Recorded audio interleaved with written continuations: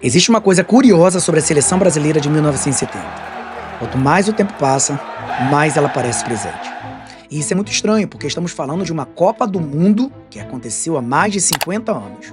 Uma Copa que a maioria dos brasileiros vivos hoje nunca assistiu. Mesmo assim, quase todo mundo conhece essa história. Todo mundo conhece Pelé, conhece Jairzinho, conhece Tostão, conhece Rivelino. E mesmo quem nunca viu aquele time jogar, costuma falar daquela seleção como se tivesse estado lá. Então a pergunta é, como uma equipe de futebol consegue continuar tão viva depois de mais de meio século? E a resposta talvez não tenha relação com o futebol. Porque a verdade é que a Copa de 70 nunca acabou. O torneio terminou, a taça foi entregue, os jogadores se aposentaram, o tempo passou, mas a história continuou. E isso acontece com muito poucas equipes esportivas. A maioria dos campeões fica presa aos livros de estatística. A seleção de 70, essa não. Ela escapou do futebol, ela passou a ocupar outro lugar. O lugar dos mitos. Porque quando alguém fala daquela seleção, normalmente não fala apenas sobre resultados. Fala sobre beleza, fala sobre talento, sobre criatividade, sobre uma forma de jogar que parecia arte. E talvez seja exatamente por isso que, 55 anos depois, ela continua aparecendo em documentários, livros, propagandas, reportagens e agora até em uma nova produção da Netflix. E a pergunta já não é mais por que o Brasil ganhou aquela Copa. A pergunta é outra. Por que nós continuamos voltando para ela? Foi quando eu assisti ao teaser da série Brasil 70 que uma coisa me chamou muita atenção. A Netflix não está apenas vendendo uma história sobre futebol, ela está revisitando aquilo que a gente chama de memória coletiva. E talvez o primeiro erro que a gente cometa ao olhar para a Copa de 70 seja imaginar que aquele sucesso era inevitável. Como se aquela seleção tivesse nascido pronta e como se aquele título fosse apenas uma questão de tempo. Mas a verdade é bem menos confortável. Aquela história não deveria ter sido tão simples. Pouco antes da Copa, o Brasil vivia um momento de enorme pressão. Existiam disputas internas, mudanças importantes no comando da seleção, divergências e muitas, mas muitas incertezas. João Saldanha classificou a equipe para a Copa, mas acabou deixando o cargo antes do torneio. E foi Zagallo quem assumiu a missão de conduzir aquele grupo no momento mais decisivo. Hoje, a gente olha para trás sabendo do final da história. Mas quem estava vivendo aquele momento não tinha essa vantagem.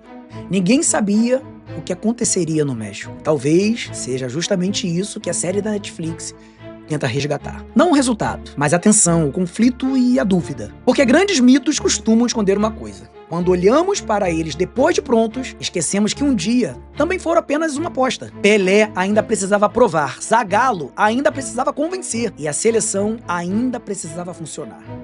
E o Brasil ainda precisava acreditar. Talvez seja exatamente aqui que a gente precise fazer uma pergunta mais importante. Por que algumas seleções campeãs são lembradas e outras se transformam em lendas? Porque a verdade é que o futebol nunca foi só futebol. Assim como a música nunca foi apenas música. Assim como o cinema nunca foi apenas cinema. Assim como o teatro nunca foi apenas teatro. As pessoas não se apaixonam apenas por resultados. Elas se apaixonam por significado. E aquela seleção passou a representar muito mais do que 11 jogadores dentro de um campo. Ela passou a representar uma ideia. A ideia de criatividade, de talento, de improviso e de beleza. A ideia de um Brasil que acreditava ser capaz de encantar o mundo. E talvez seja por isso que continuamos voltando para aquela Copa. Não para rever os gols, não para decorar estatísticas, mas para revisitar aquilo que ela passou a simbolizar. Porque os fatos pertencem ao passado, mas os símbolos, esses sim, continuam vivendo no presente. Foi justamente pensando nisso que eu percebi uma coisa muito curiosa.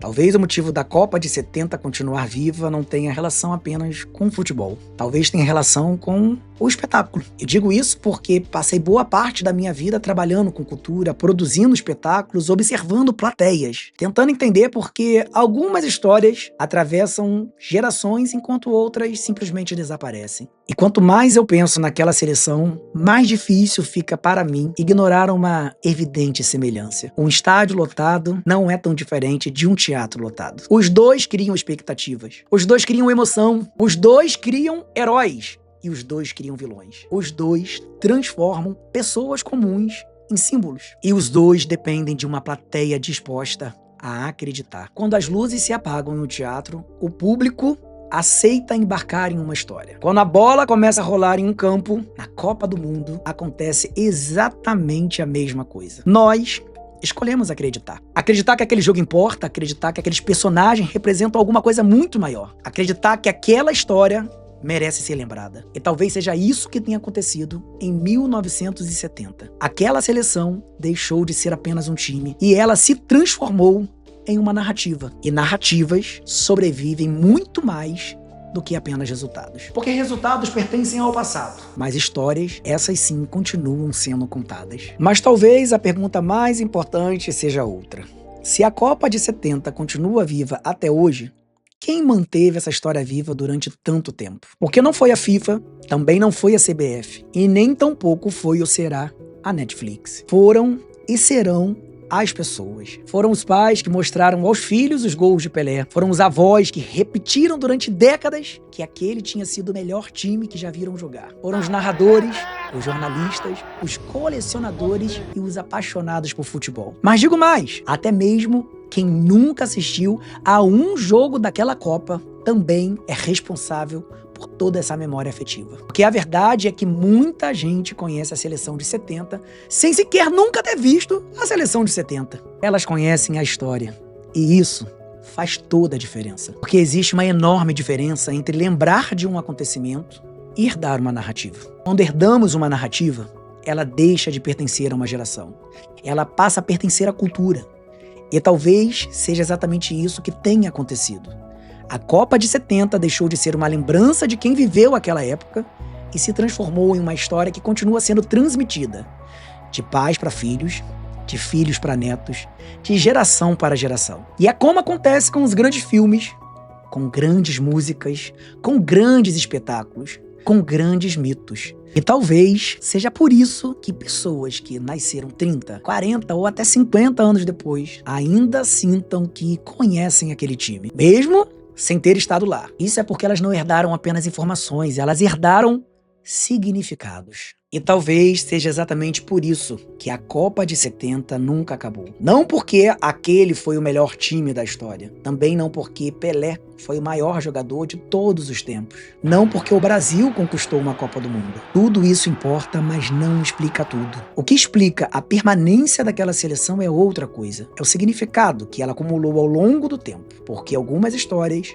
deixam de pertencer aos fatos e passam a pertencer única e exclusivamente à nossa memória. A memória dos pais que contaram essas histórias para os filhos, dos filhos que contaram para os netos e das pessoas que nunca viram aquele time jogar, mas ainda falam dele como se estivessem estado lá. A Netflix certamente entendeu isso. Ela não está tentando nos fazer lembrar de 1970. Ela está tentando nos lembrar de quem acreditávamos ser. De um país que se enxergava como criativo e inventivo, espontâneo, capaz de transformar talento e arte, e futebol em espetáculo.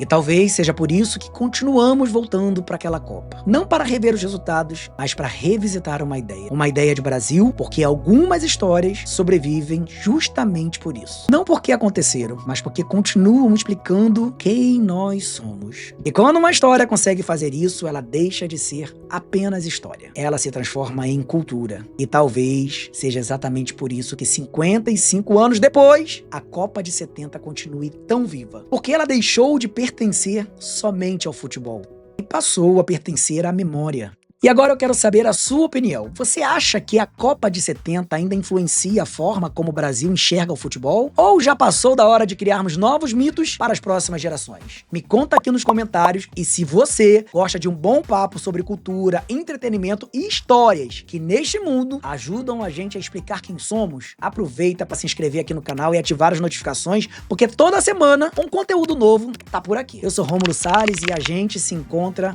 no nosso próximo vídeo.